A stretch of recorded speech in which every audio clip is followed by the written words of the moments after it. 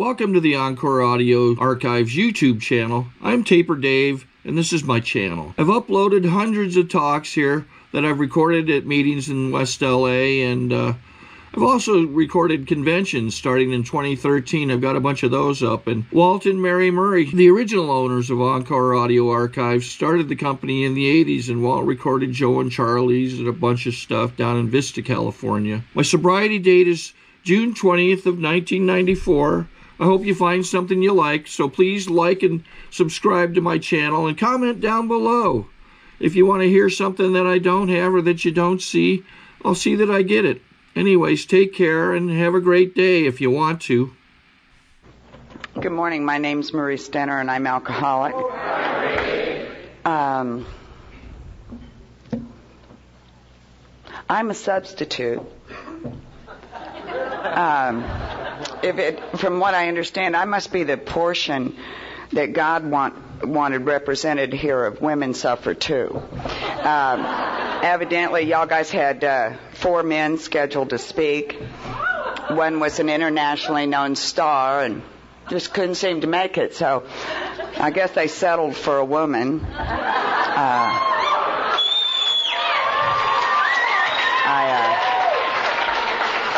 I noticed there are some here, though. This side of the table's kind of heavy on them. And I only say that to you.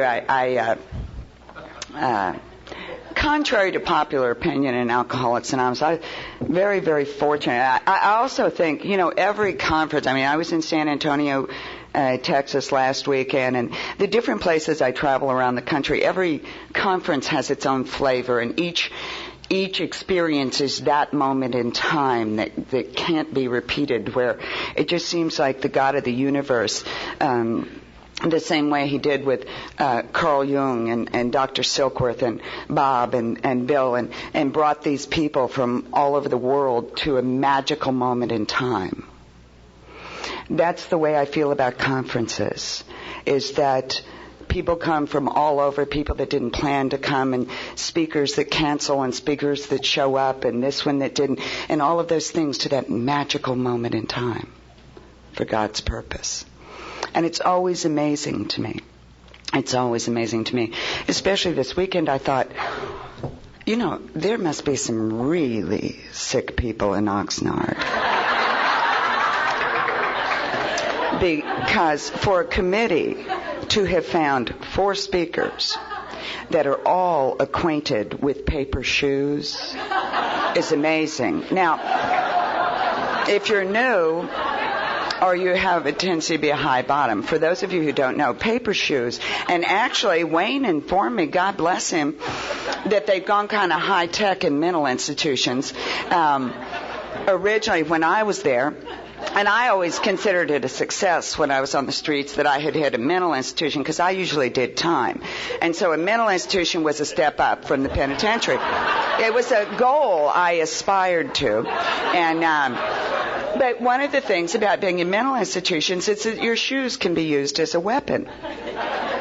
So they remove your shoes and issue you paper shoes. And Wayne told me they've come out with foam, sponge rubber ones now. That's very impressive. And but there are very few conferences these days you go to that there's 4 people acquainted with it. So I thought, God must know there's some sick drunks in Oxnard, because he brought us from everywhere, And I want to thank you for having me. If you're new in Alcoholics Anonymous, I would like to tell you that I am probably the least likely person in all of Alcoholics Anonymous to be a speaker. Many people in Alcoholics Anonymous become very disappointed with me when they meet me personally, because I'm shy by nature. Groups of people are still painful for me. I am a one drunk talking to another kind of gal. But I do it because somebody did it for me. And with each conference, I always knew, I heard a lady say once, and I believe it, that I don't participate to this degree that I do in Alcoholics Anonymous because I'm well. It's that my God knows how ill I am, so He keeps me completely and totally immersed in this thing. And each time I go to a conference, the illusion is that I would go and share something and that type of thing. And the truth is, I always look for my miracle, because I know that my God knows Marie Stenner. And I am thick. There's just no doubt about it. I'm thick. I have problems. I'm not right. I'm just not right. And sometimes the way I pray in the morning is I always tell God, this is Marie. Because I just don't want Him to forget. Because, He might He might think it's Carol or something. And maybe doesn't have to get through as hard. And God knows this is Marie. And I tell Him, God, you know how thick I am. And I'm really sorry that I just have to keep doing this, but if you could just come to me in a way that even I can see, And the sickest I ever got in AA was when I thought I had to help God do His job.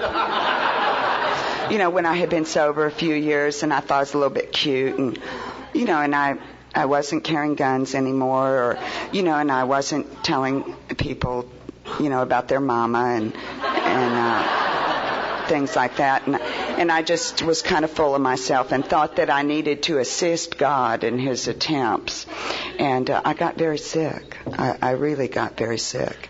And but to tell you that I'm probably the least likely person, and every conference I go to, I come away with more than what I went there with. And I'm not going to look on this side of the room, because what happened to me yesterday was beyond, it was a wonderful gift. Those of you who missed the H&I meeting, I encourage you to get the tape of it. It was a profound experience for me to see Greg and to see Donnell. People I have sponsored, actually Linda that stood up with 17 years is the first woman I ever sponsored in Alcoholics Anonymous. Jason drove up. I had people, and I've told them where I came from, but the truth is I can stand up here all day long and tell you where I came from, and you will never know. You will never know the miracle that God has wrought in my life. But there is one man here who does know, and that man's Donnell. Don got me my first job in AA. Actually told a lie. I'd never been anything but a burglar and a whore, and I didn't know how to work. And Don had this friend who had a business, and he was looking for a receptionist. And Don said, "Oh, you need a receptionist? Have I got a gal for you?"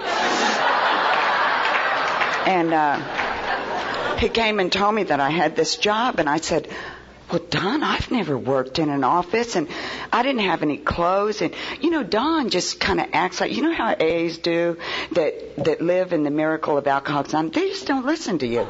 No matter how much you tell them, I can't do this, they know AA can. And so I said, I've never worked in an office. I didn't have a car. I still was wanted by the police. I had 17 felonies I had jumped bail on. And this fool had told his friend, you need a receptionist? If I got one for you. And I said, I can't go there, Don. And he said, all you have to do is be willing. Just show up. This fool, took me to the Goodwill and got me some clothes. My sponsor got up in the morning and drove me to work. He taught me how to catch a bus.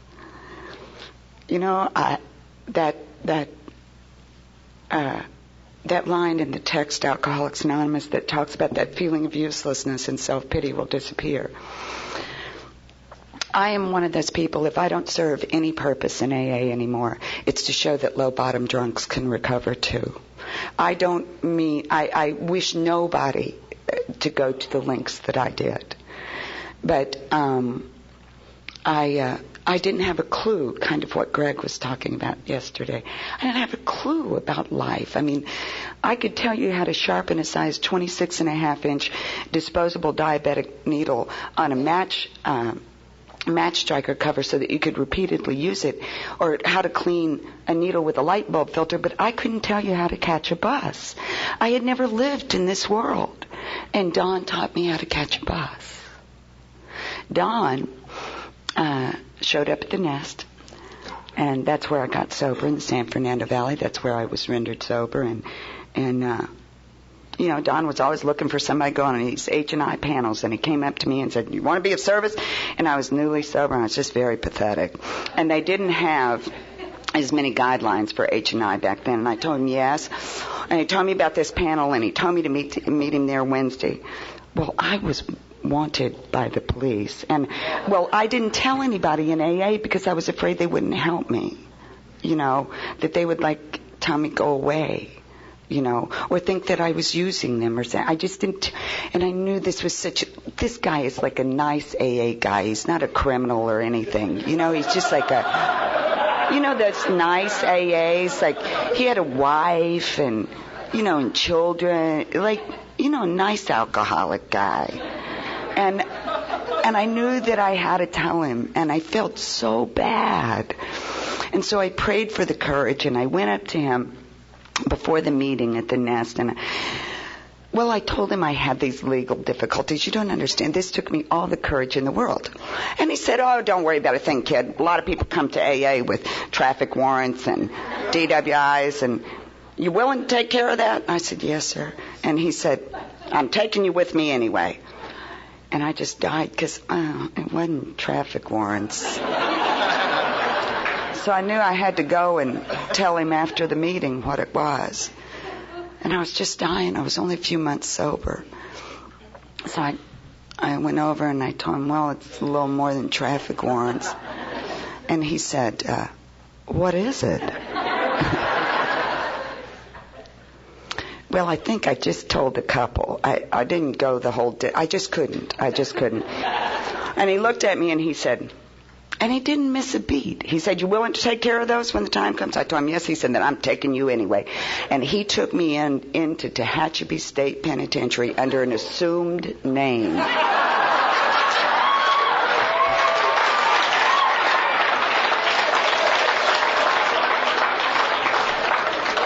It's true. It's all true.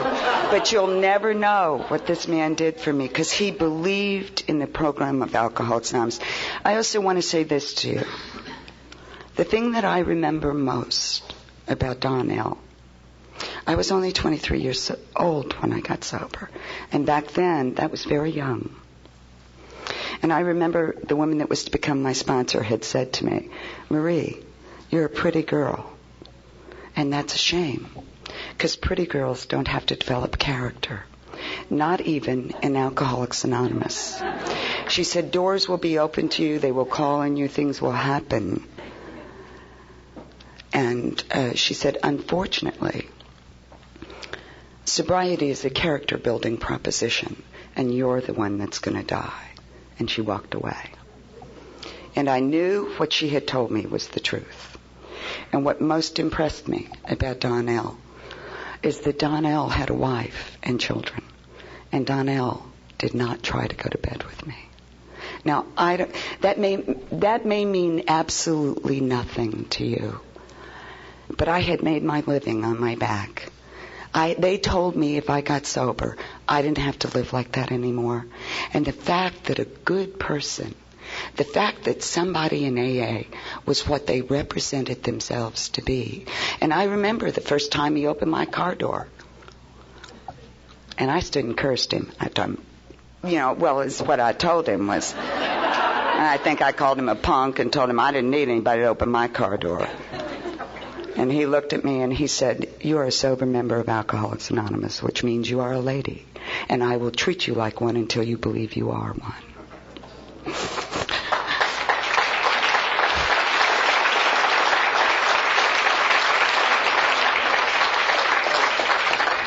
And more than anything, I hope Don is proud. Because it's all true. It's all true. Pearls and all, darling.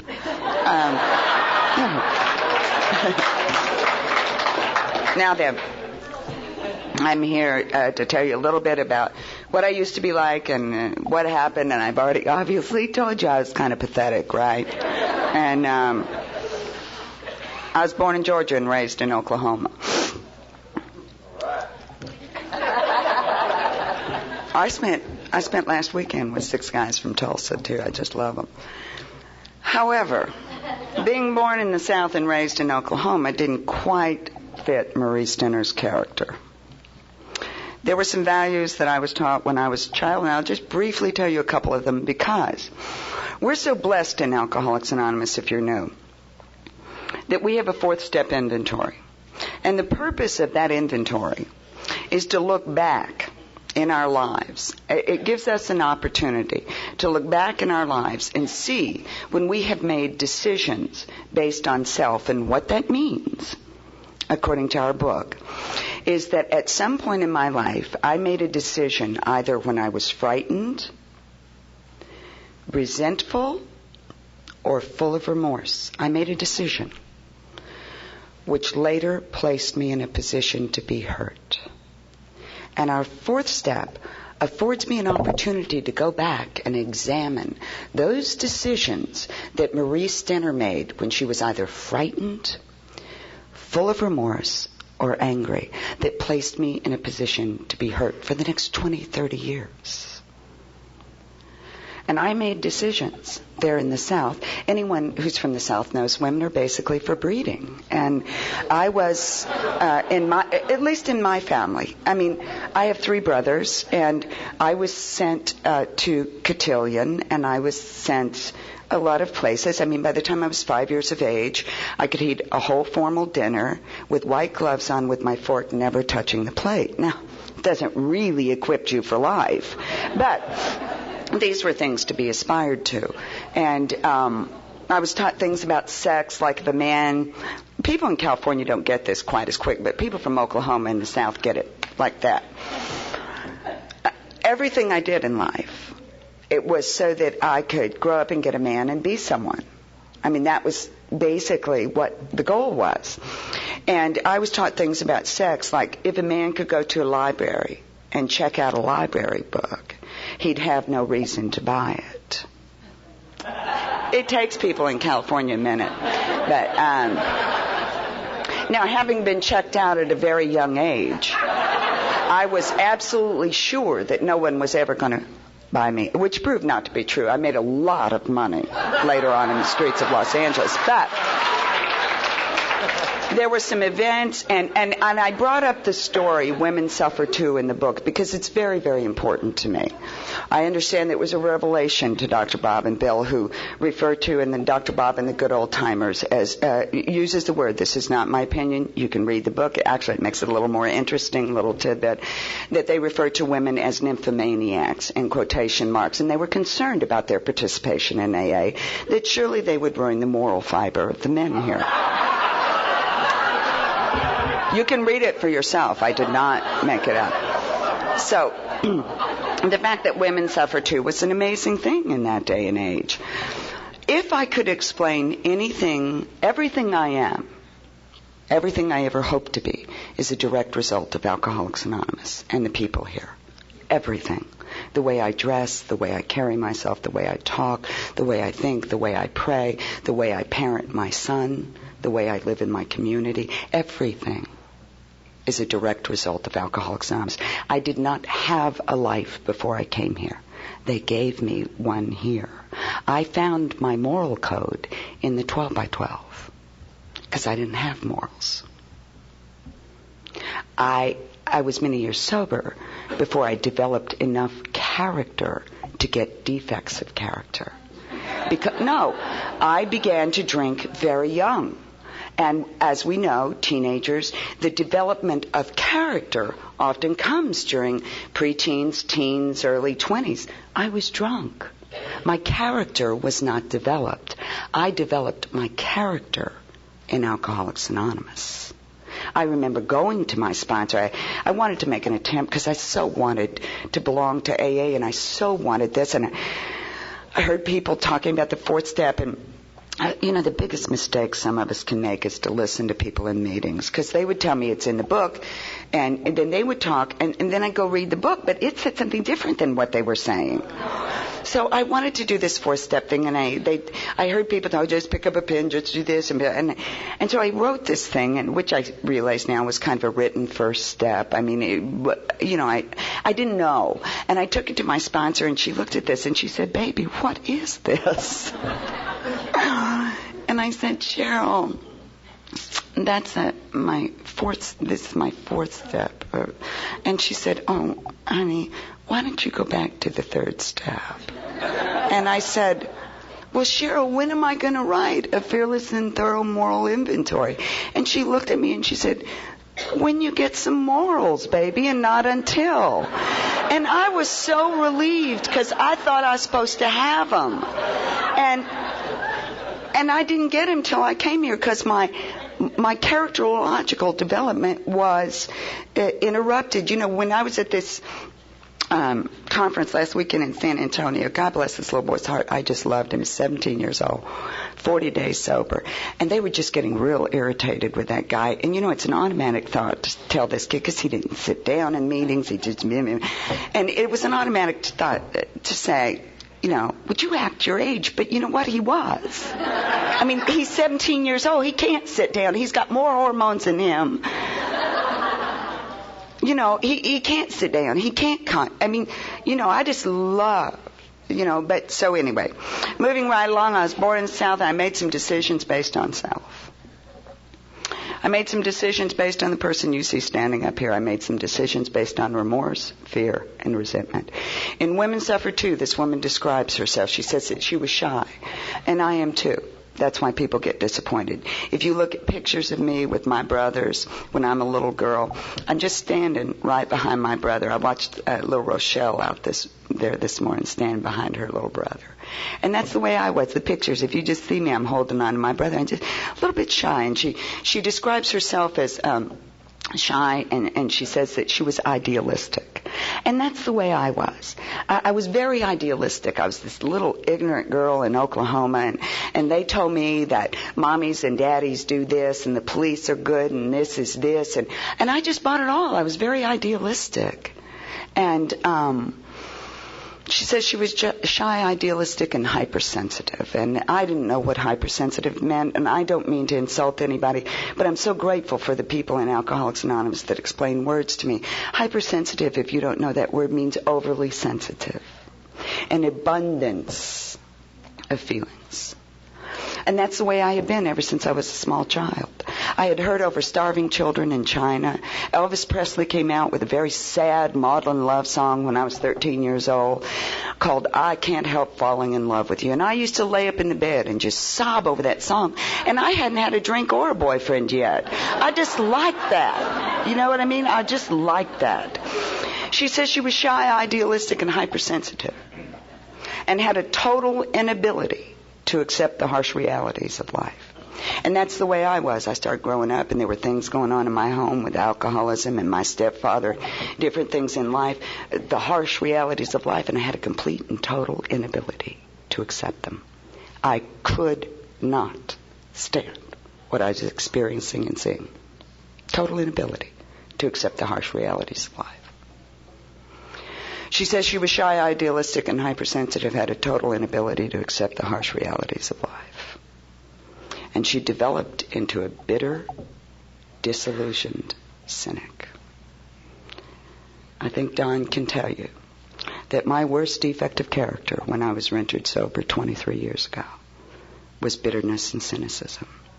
I was a 23-year-old, used up, bitter, hateful person who saw human beings as basically crap, that you had to beat them before they got you, except maybe for a few people like my granny that believed in Jesus, but they were just stupid, you know? That nothing good ever had happened and nothing good ever was going to happen. And it was way beyond the self-pity that I experienced sober. This had gone all the way into bitterness and cynicism. I had no dreams. It's very interesting to me when people talk about their dreams. I didn't even know what color I liked. I didn't know what foods I liked.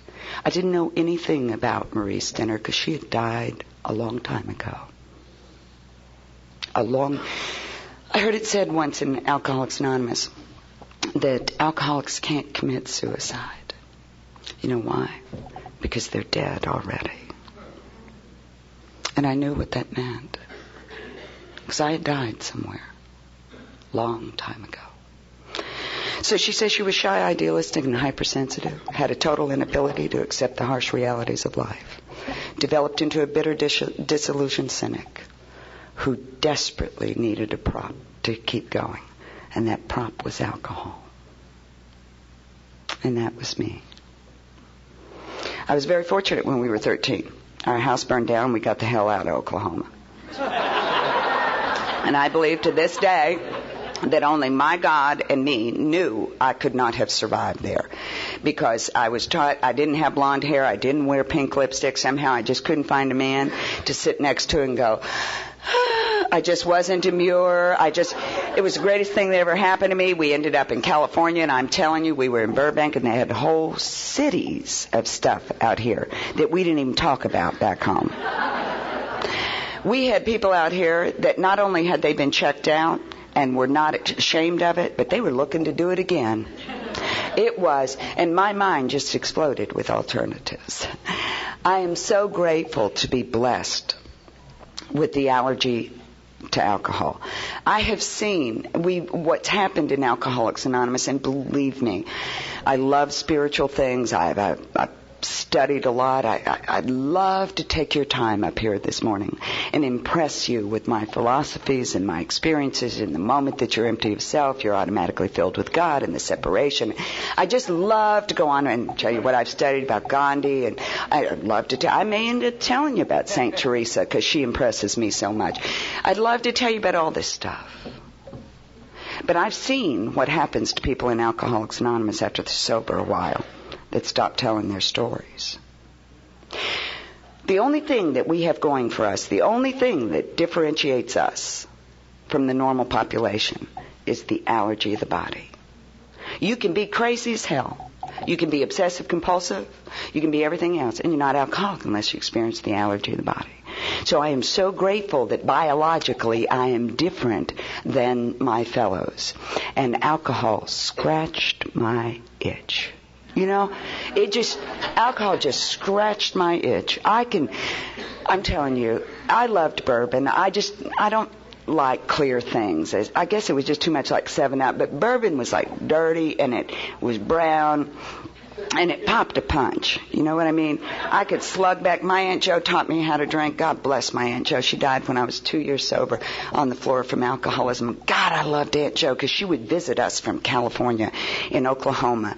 And she'd drive up in her Cadillac convertible. And she was married to a Navy captain. And he was all handsome. And she'd wear her hot pants and her tube tops, her dangly earrings and her high heels. And she was from California and have cocktails. And they didn't do anything but drink 3.2 beer in Oklahoma.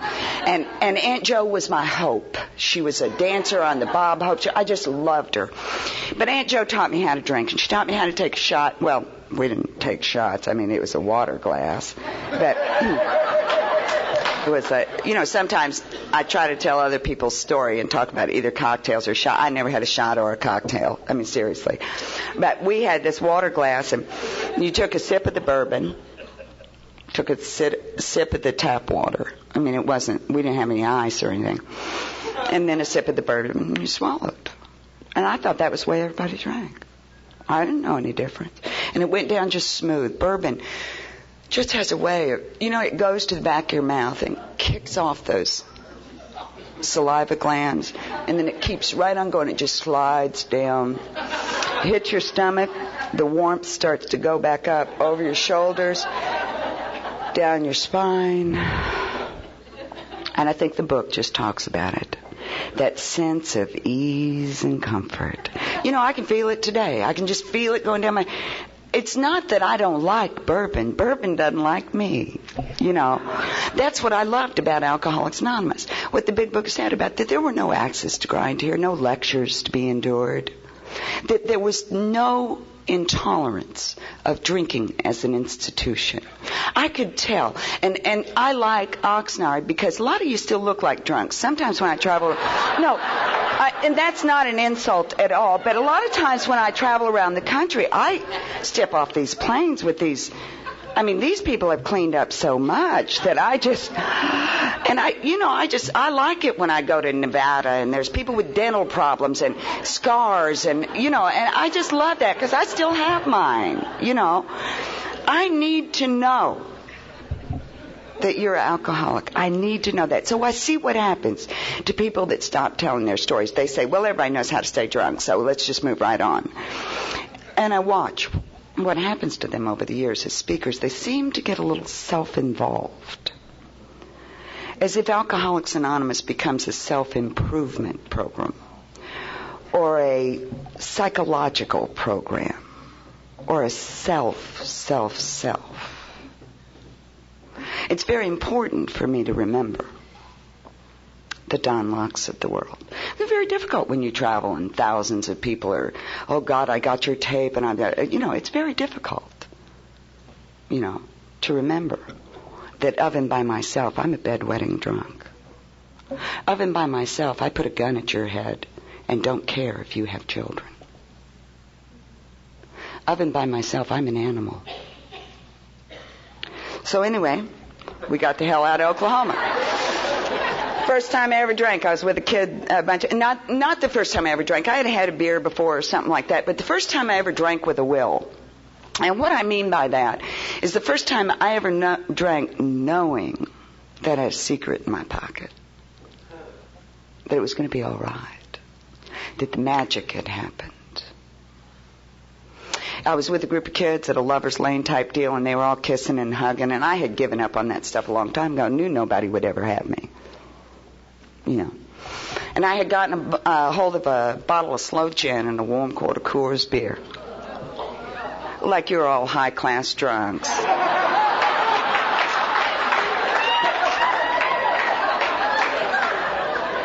Did you hear what Wayne drank?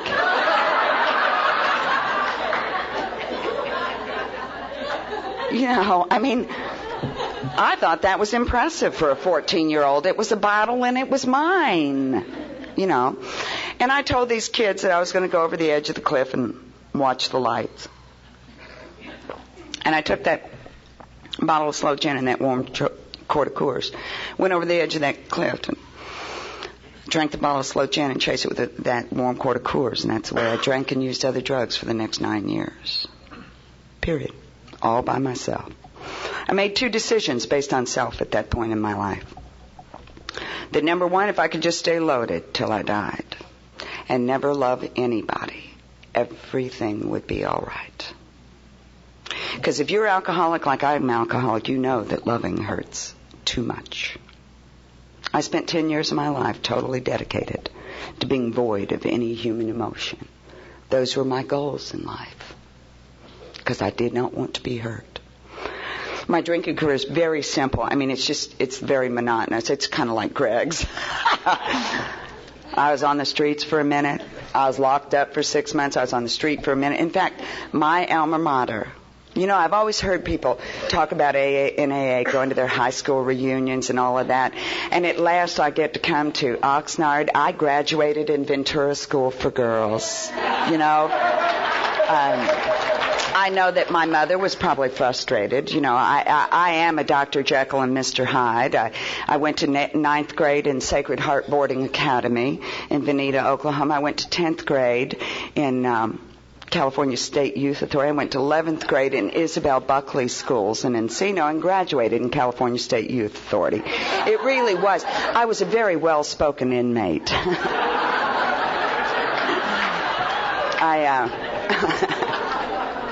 Just couldn't seem to stay sober,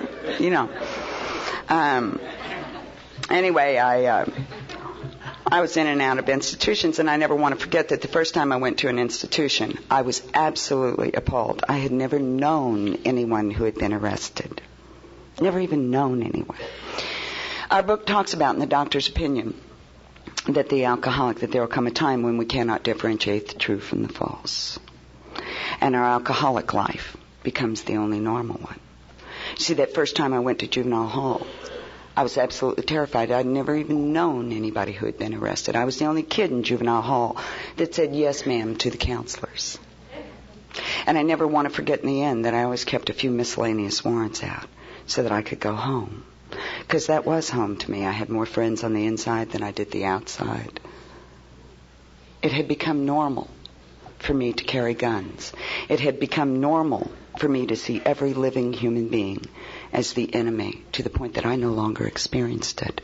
It had become normal for me to compromise myself, to the point that I no longer experienced the compromise.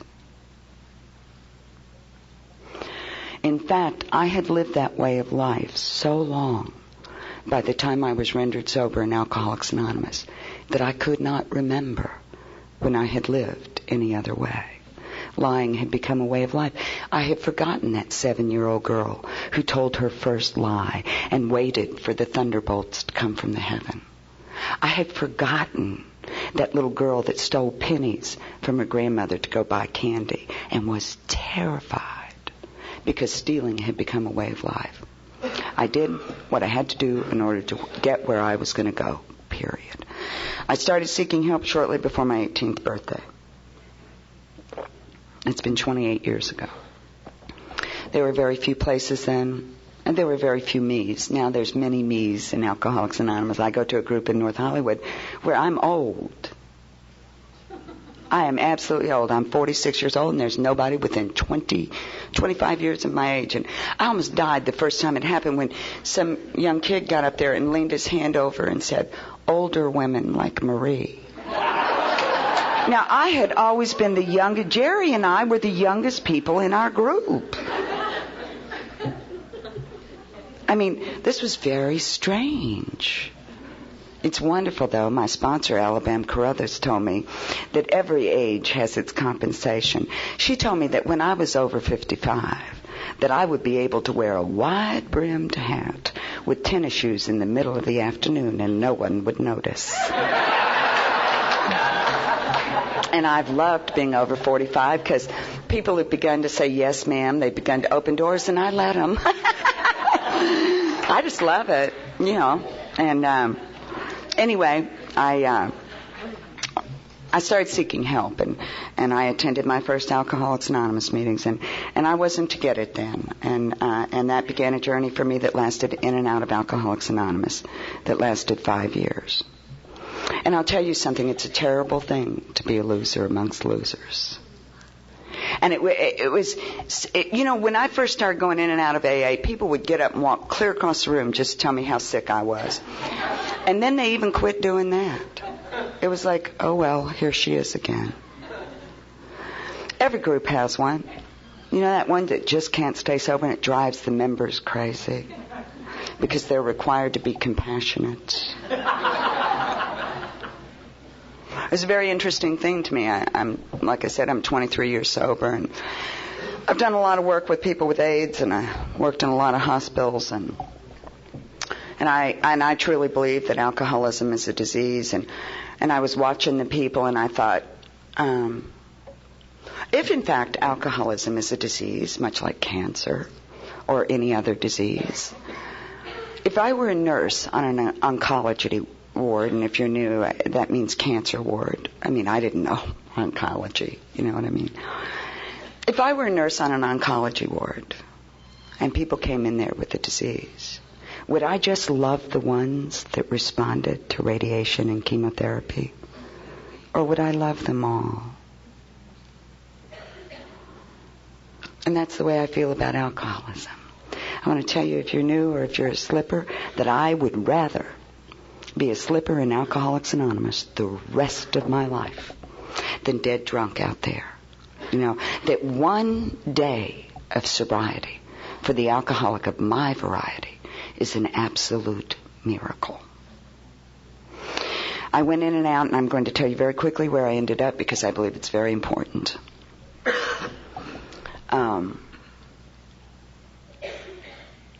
You know, when I was new and I sat there in the mess of my life,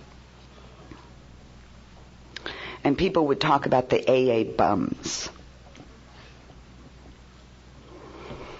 and they would ridicule, and I would sit there and I would just die. Because I knew I was one of those. I knew I was a parasite. I'd been a parasite all my life. I had no way to make a living. I had nothing. And they would talk about different things. And it seemed like when I was new that the ladies had cleaned up their talks so much. Only one. I would listen to the women talk and I would think afterwards, but did they drink? You know, I know about their children. I know about their... How did they drink? Because you see, you told me when I was new that I was not a bad person. I was a sick person. And I needed to know that you had lived the way I lived. And I swore that if I was ever able to stay sober, which I never had been before, that I would stand up with all the dignity that I believe only a spiritual experience can give someone, and tell people exactly where I came from. In the hopes, because my worst fear by the time I was rendered sober was that I had just gone too far. That I had just gone too far. That there had been too many hands, too many alleyways, too much. That no matter what I ever did in Alcoholics Anonymous, no matter how many showers I took, no matter how many ashtrays I emptied, no matter how I tried to act like you, no matter if I learned to talk, that I would never get that inside filth off of me. That I would never, and I swore that I would tell, just in case there was one guy, one gal, somewhere sitting in the meetings trying to pull it off, being with the good people, hoping that they don't find out. Where I ended up, quite simply, was I ended up a very cheap $10 whore, walking the streets of Hollywood, in an absolute state of shock. I had ended up like that. Because you have to understand, other women end up like that. Women less bright, less pretty. And besides, I was going to stop. I had been to AA. I knew. What was sad was I wasn't living that way because I wanted to. I was living that way because I genuinely believed I could not have this. I never blamed AA for me not being able to stay sober. I knew it was me. There was this one old guy in our group, Joe, that walked up to me one time and said, "You know, little lady, you're your problem." And I thought, no kidding. You know, I was 10 years sober before I was well enough to blame other people. I had always known I was the problem. I did not know what to do about it.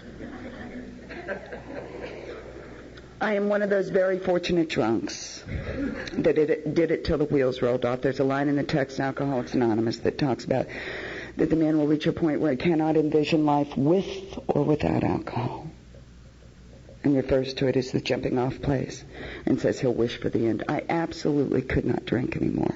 It wasn't that I didn't want to. Drinking gave me up. But I knew that I couldn't stay sober. And I started trying to kill myself. You're looking at somebody that's been dead on arrival 3 times. You know, it's very interesting to me when people try to get you to take credit for your sobriety, and they say things like, "Well, you had the willingness, Marie." Yeah, well, who put the willingness there? I am telling you that my will was to drink and die. I did not know enough about life to even desire it. And it was explained to me when I was new that the word desire, this may be a lie. You know, they tell me lots of lies in AA. Don L. will lie to anybody to keep him coming back, and I know it because I've seen him do it.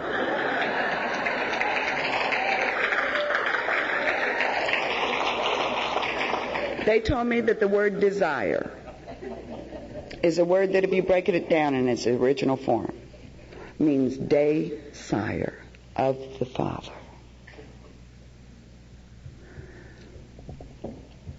And I began to have a desire. I got down on my knees and I said what for me was the first naked prayer that I'd ever said in my life.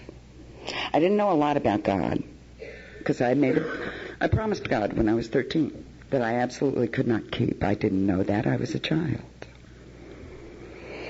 So I never went back to God again because I had broken my promise. I got down on my knees because I wasn't able to die. And I went to this God that I did not understand. Except my granny had told me that God could see and hear everything he was thinking, so you didn't play games with God. Imagine my relief when I walked into the owl nest and they had a sign on the wall that said, "Don't play games with God, he can't lose." And in case you're new, there's another old saying in Alcoholics Anonymous. I hope you don't consider this in bad taste. The people at my group came to me in a way I could understand. They said, "Marie, Alcoholics Anonymous is $1 million education. You either take it willingly or get it crammed up your ass, a nickel at a time." And I was so tired, and my rear end was so sore. And that's my experience. But I went to this God that I did not understand. I said, "Look, God, I've done everything I know to do. I've been in private therapy. I've been in group. I'm a psychiatrist's dream. Even today. I mean, I've had more diagnoses even sober than, I love that part of the book where it says that many people respond to this that don't respond to traditional therapy." You're looking at one. I'm not putting down therapy. Therapy has helped me, but it doesn't help with alcoholism. And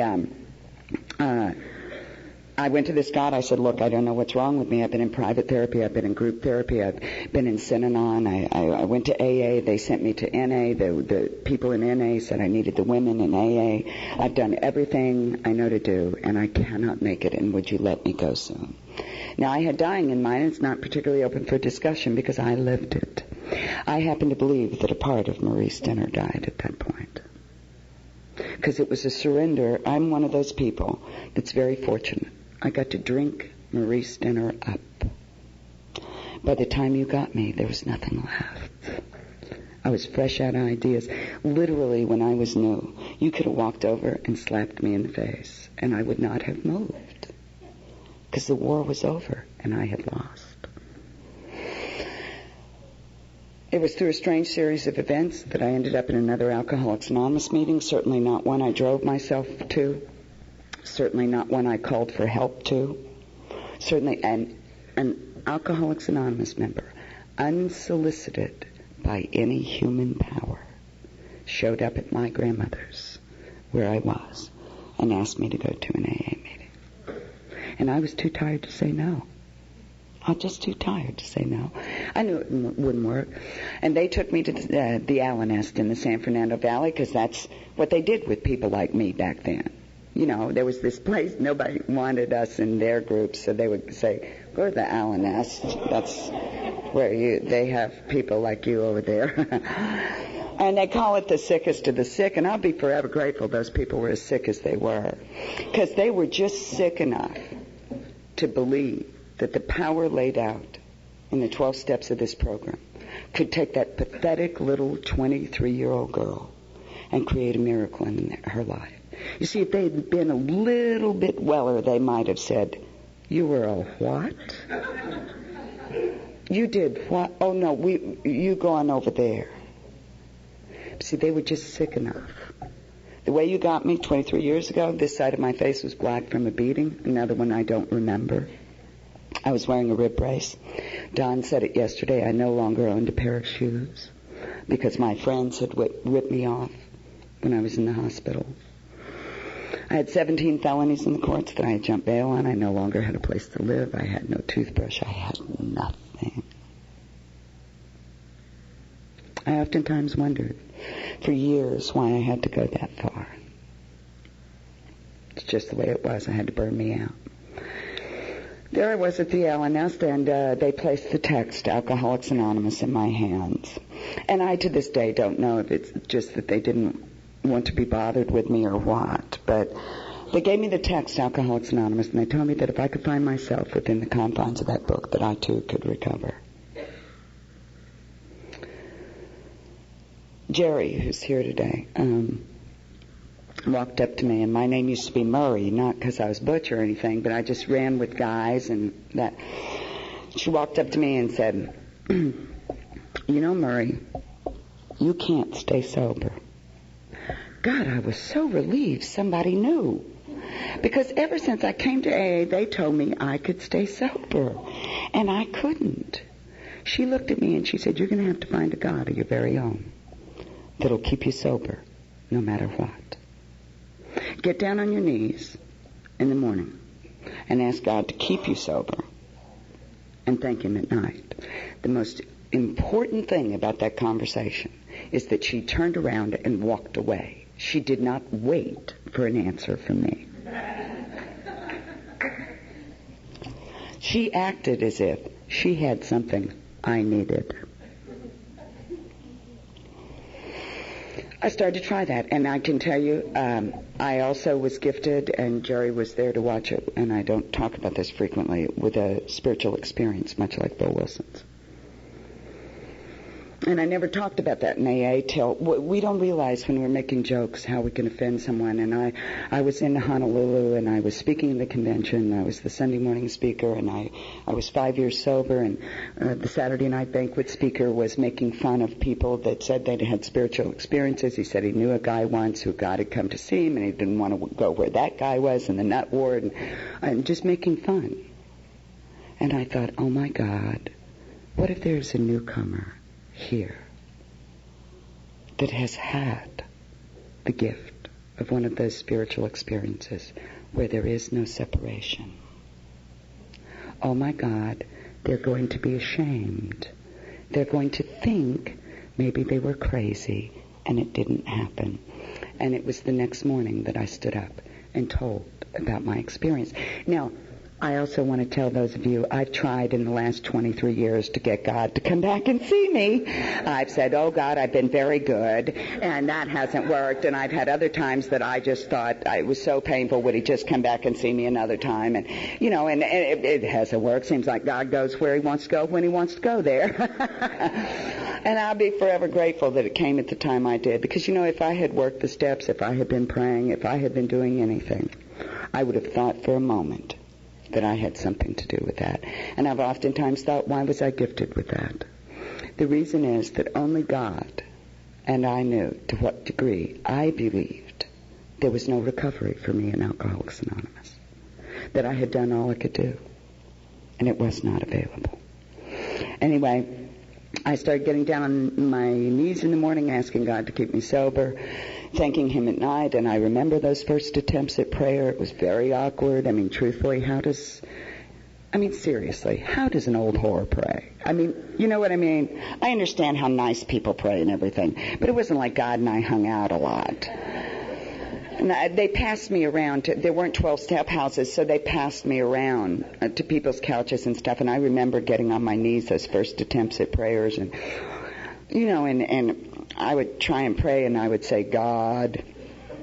Then I would try, God. And then I'd try the silent one, and you know, I don't know how to pray. And I remember when I would say God, it was like this big room, and it would go, God, God, God. And I just felt so stupid. My skin, this was just the lamest thing I'd ever done in my life. And truthfully, I didn't get it. God doesn't keep you sober.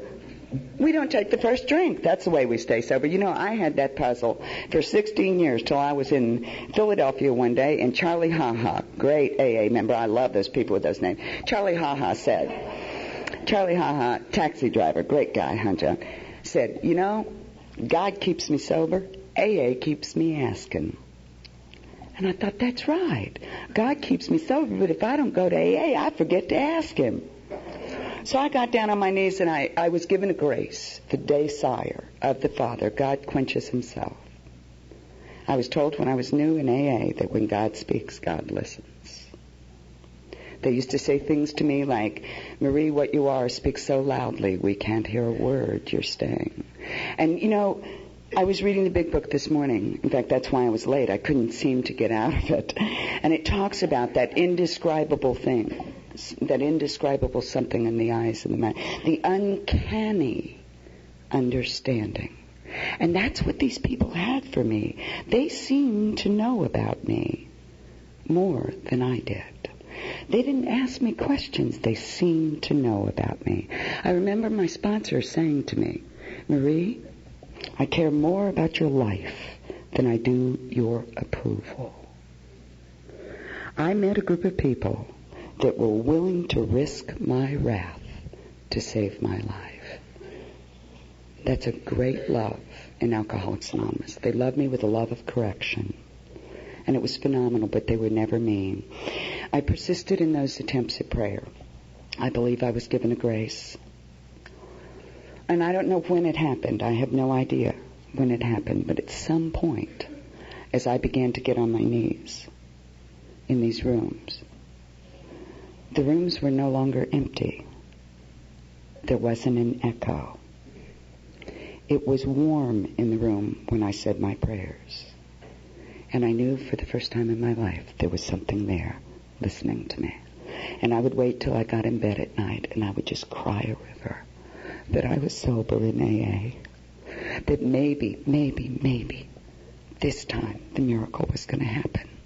You know, I don't know if I got sober in January, February, or March. We didn't pay attention because if I had known I was going to stay sober, I would have paid attention, but I never had before. And the days started to pass and they started to mount up. And I became a student at the text Alcoholics Anonymous, and I found things in there like burn the idea in the consciousness of every man that he can get well regardless of anyone. The only conditions are that he trust in God and clean house. That meant that no matter what those people in AA said about me, no matter what my mother said about me, no matter what I said about me, that I could recover if I learned to trust in God and clean house. I couldn't believe, I remember when I was 6 months sober, I didn't know about conventions or anything. I wasn't like one of the, I didn't add to anybody's party, let's put it that way. I was very fortunate. I drank long enough and hard enough to drink up the social members of AA. And what was left were a few very dedicated people that believed in the miracle of this program. And I went to the nest, and I just went to meetings, and I became involved in H&I and went about the business of living, and somewhere it dawned on me that if this God could keep me sober, he could do anything. And I found things in the big book that said things like, we turn to the God of light.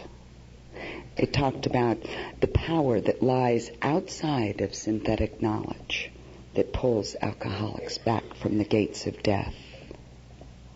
You know, they told me that Alcoholics Anonymous was the language of the heart, that it went beyond mental illness and would touch our soul, and that we get well from the inside out. I'll never forget, I told you my worst fear was that I had just gone too far, that I was too dirty. And I remember very seldom, only a few people got to take me out of my home group. Don was one of them. And we ended up at a speaker's meeting, and the handsomest man you ever saw. He had white hair with high cheekbones. He had Indian blood in him. And he used to wear a gold ring with a ruby that had been his father's. And this night he had on kind of a mustard-colored suit. He was so handsome. And it was almost like something glowed around him when he talked. And he stood up and he talked about Alcoholics Anonymous, the steps of Alcoholics Anonymous being an inside shower. And therein lied my great promise, that if I could get well from the inside out. And I'm here to tell you, if you're new, that I am probably cleaner on the inside than I am on the outside. That's what our book says. We are reborn here. That no matter how far down the scale we have gone, all of those things, and I couldn't imagine. I became a very small member of AA, picking up my cups and my ashtrays and going to H&I and trying to learn how to talk and not curse people out. My sponsor told me, do something nice for somebody today, Marie. Keep your mouth shut. Those were my first attempts. She knew she could not tell me, be nice, because I didn't know how. I was like an animal. And so she just told me that we started from where I was. Okay? And I want to tell you a little bit about my first birthday. And at last the day had arrived. I was sober. And I went to this meeting in the bottom of a basement that had tables there, and I walked in, Jerry was there. And one of those tables were completely covered with gifts and cards and flowers. And you see, I had never been the kind of person that people give flowers to. That happened to the good people, the ladies with blonde hair and pink lipstick, not people like me. And I walked down there that night and I sat down, and midway through the meeting, it dawned on me, oh my God, it's my birthday. I'm going to have to say something. And I thought, oh my God, what am I going to say? I'm so sick. I don't have a job. I don't have a car. I don't have a boyfriend. I mean, I watched everybody in AA get well quicker than me, and I thought, what am I going to say? And it was another whisper. Those whispers that I am given, those thoughts not my own. I believe that the Big Book refers to as the great reality, the intuitive thought, the occasional inspiration that gradually becomes a working part of the mind. The thought came to me that no matter how sick I was still wanted by the police.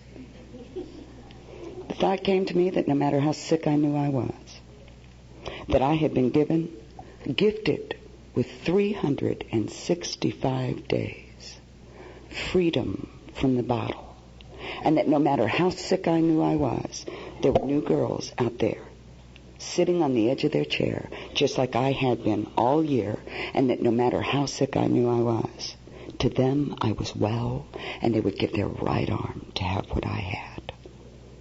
And I stood up to blow my candle out, and I'm sure Jerry remembers this. I began to sob and could not blow my candle out because it was the first time in my life that I had ever been an example of anything good. That because of you, because of a power that I did not understand, and truthfully, you guys are going to love this, since I've begun to sponsor priests in AA, it's kind of a Mary Magdalene type of deal. And one of them, Bill, always tells me, because especially the first time they wanted me to do a day of reflection for the alcoholic priests, where I went and did a big book study for the priest, I was talk about a whore in church. I was a little nervous. And I thought, why me, God? And I knew why me, God, because Bill always tells me that God goes to the least of his children to do the most so that they will recognize him. If you're new in Alcoholics Anonymous, if you don't get anything else today, please get that Marie Stenner did not do this for herself. That literally I was plucked from my madness. Plucked. That one day, and I began to study more about the great reality. I began to study more about the unseen world and want to live more in the unseen world than the seen world. And you don't have to like that. I'm crazy. You never have to have me back. You don't have to like that. I have sought to develop my spiritual life. And when I talk to you about the unseen world, what I'm talking to you about is that 23 years ago, there was a pathetic little girl. I mean, I don't tell people about my life because my life is like a D novel. From the day I came in, it's very tacky, isn't it, Jerry? And anybody that's had a life as tacky as mine. When people talk about their mamas and all their problems in AA, I always think, well, they must have not had it too rough or they wouldn't be talking about it. I mean, truthfully, mine was like a D novel. And I think that 23 years ago, by everything that you could physically see, there was a 23-year-old girl walking the streets, absolutely hopeless and helpless. No one to call, no mother, no father, no aunts, no uncles. Not one living person on the face of the earth that cared whether she lived or died. That she was being raped and beaten on a daily basis. That she had absolutely... I mean, that's not a life. That's an abortion of a life. So by everything that could be seen, that pathetic 23-year... I mean, it was horrible. It was a tragedy. That's what we see. What was going on in the great reality was that all the angels and saints, all the heavens were singing, because every prayer that little girl had uttered her whole life was coming true. She was being brought home to people that would teach her how to live and how to celebrate and how to walk, how to talk, how to serve. I oftentimes say to the people I sponsor, I wake up every morning, I tell God I want to be a servant. It just hurts like hell when they treat you like one. So as I've gone through the last 23 years, there have been many times. Wayne talked about it. Tom talked about it last night. When I looked by all the seeming realities, when I was 18 years sober, when I was 6 years sober, different times, by everything I could see, it seemed like I blinked and my whole life changed for the worst. I had a couple of years ago, when my partner that I'd been with for 5 years decided to go have an affair with a woman in AA that was 6 years sober, obviously had a lot of morals. I was speaking at a convention doing God's work. Came home and my whole life had changed.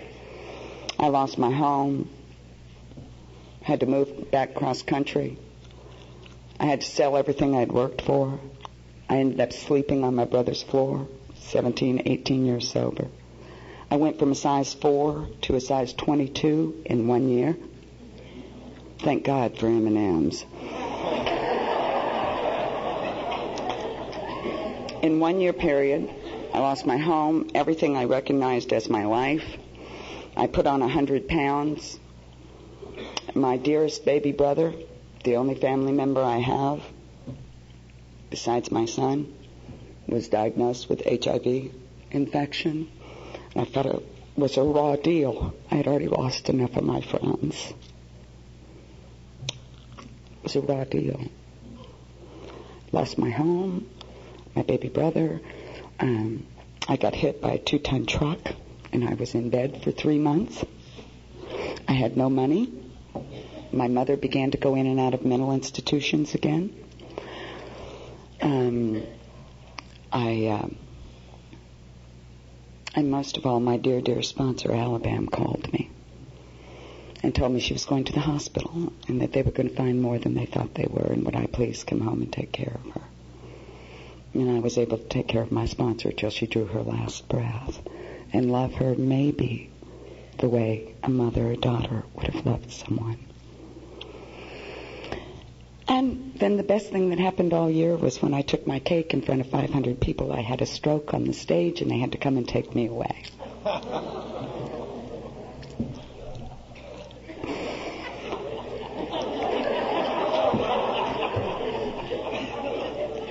Now, I want you to know I never stopped going to meetings. I did not stop sponsoring. I did not stay. And if you want to know what I learned from those experiences, I want to tell you absolutely nothing. If I tell you that I look back now and the only thing it showed me was how bad life really could get. I mean, the truth is, stuff has happened to me sober. That you've got to know something about life to know what could happen. And I didn't even know enough about life to know what could happen. I reached a point I couldn't even talk in AA because I could not in good conscience tell any newcomer, keep coming back. I couldn't. And don't think for a moment that those people didn't split from me. People were terrified because they watched thing after thing after thing happen to me. And if that could happen to Marie Stinner, who had sat at the right hand of Chuck Chamberlain, traveled all over the country, and had, you can look at somebody, well, of course that's happening to Jason. He has a lousy program. You know what I mean? Of course that's happening to Joan. She doesn't sponsor enough. But not Marie Stinner. But not Marie Stinner. And I had to claim the unseen world. That what I was seeing was not going on. And I want to tell you something very quickly. That I was faced, after that period of time, I realized that the miracle of Alcoholics Anonymous had happened to me.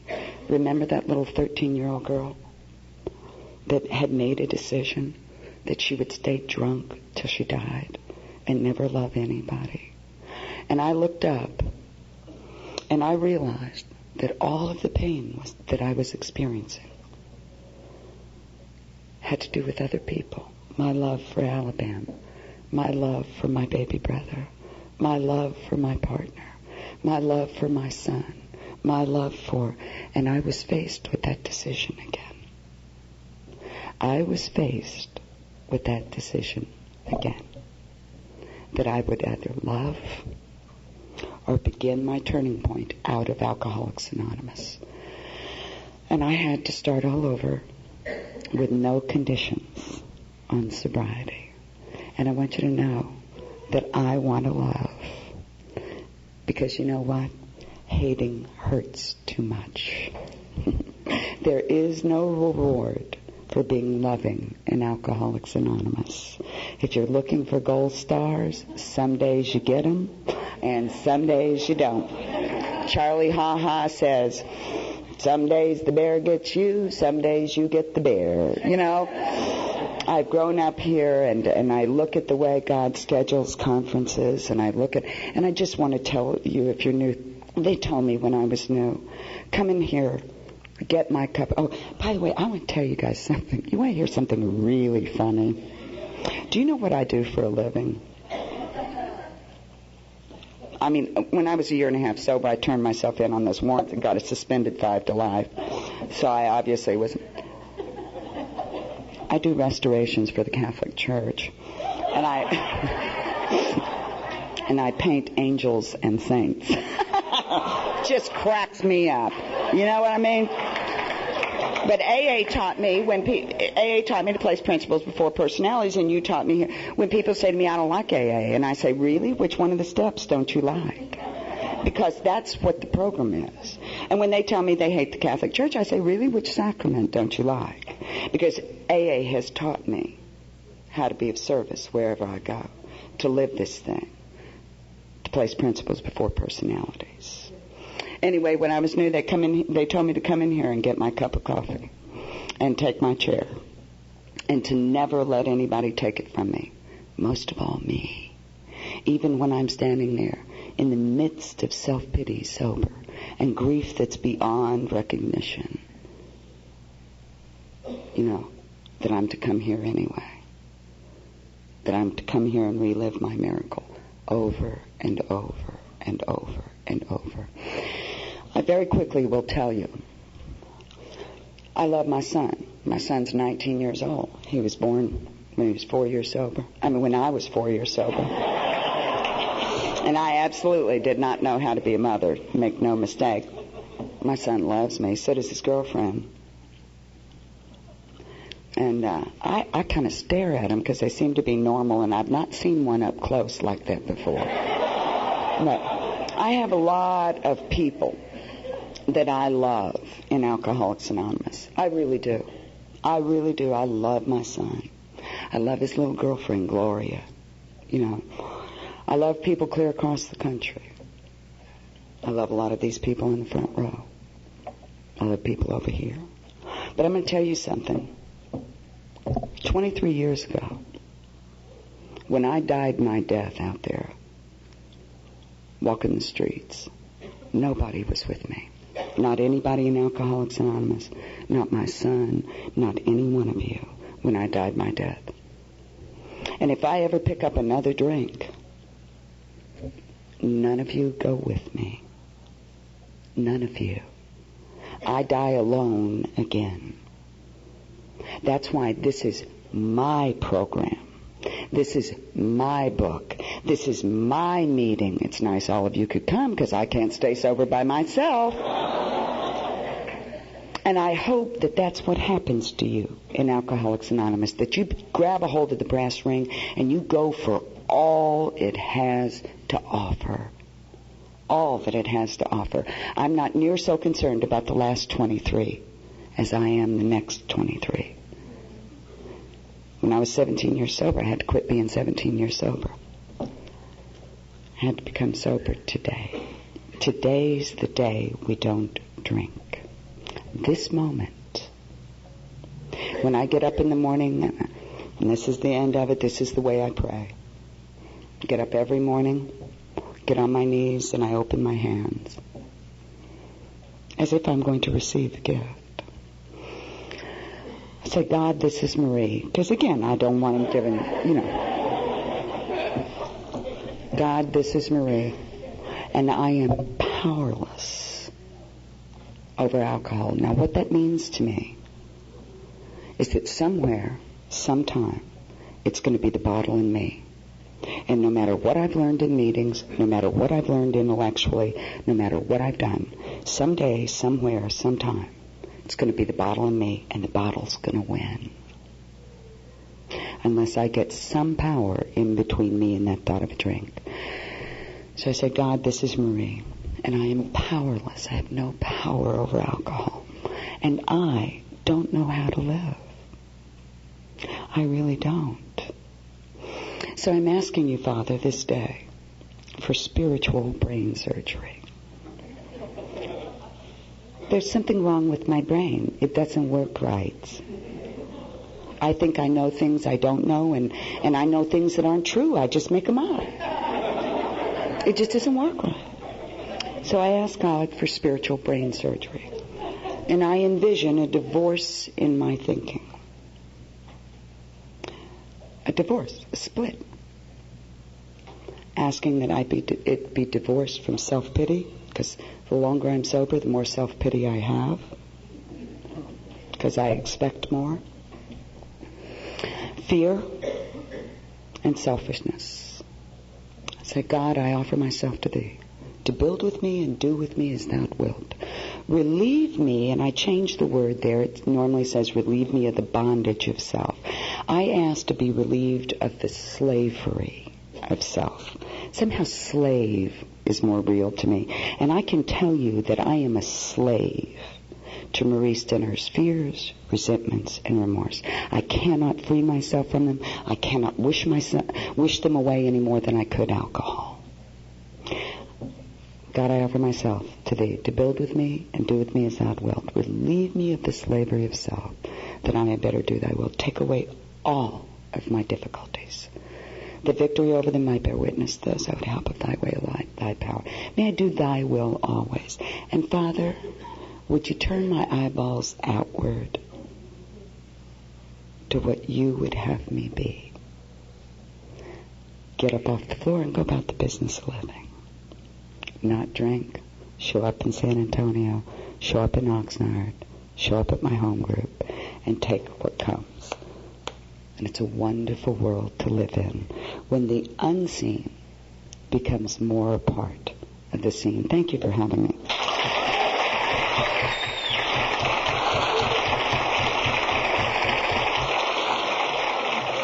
Sorry to interrupt your viewing. Taper Dave here. Just wanted to take a second to ask you to like and subscribe to my channel. Let me know if you like what you're listening. I've got some very good talks here, and this one's a great one. Just curious, do you think this is better than Zoom? Tell me what you think. Okay, this is how I prepare my drone for launching. I like to do it inside the cab of my truck so I'm not standing outside in the weather. To install the joysticks for control, up and down, right and left, powered on. I have an Android phone that I use to connect it to the drone with. And it's actually controlled through the iPhone, through an app. Oops, wrong way. It's actually controlled through the iPhone, or through this Android phone, through the app. It's actually controlled through the Android phone, through an app, and you connect it through this short connection right here.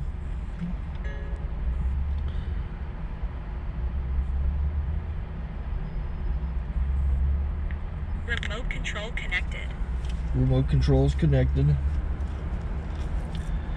So I pull out the drone. I have to extend the legs. Long legs extended first, then the short legs. Remove the gimbal protector. Set that aside, then power it on one short burst and one long burst. I lay it down. So I have to go to calibrate. So the drone's not connected yet. It shows you here as this drone gets disconnected. even though the remote's powered on. So the drone has to establish it's connected. So I go into the app to calibration mode. First I'll calibrate the remote controller. Start calibration. Out, in, oop, out, in, up, down, and then this little wheel is to control the gimbal. So it's calibrated. Go to gimbal calibration, start calibration, and then it calibrates the gimbal. I don't know if that shows up. The gimbal's moving all over the place. Changes, you can see it on the video. And I'm calibrated to take off. It's acquired 7 satellites at the moment. There are 26 satellites up in the sky, which it has to acquire before you can take off. So it's connected. It's got enough satellites. This is white. I can go to press this little arrow button, swipe right to take off, and it would start the motors if I slid this to the right. But I'll wait till I get outside. Don't want to do it inside.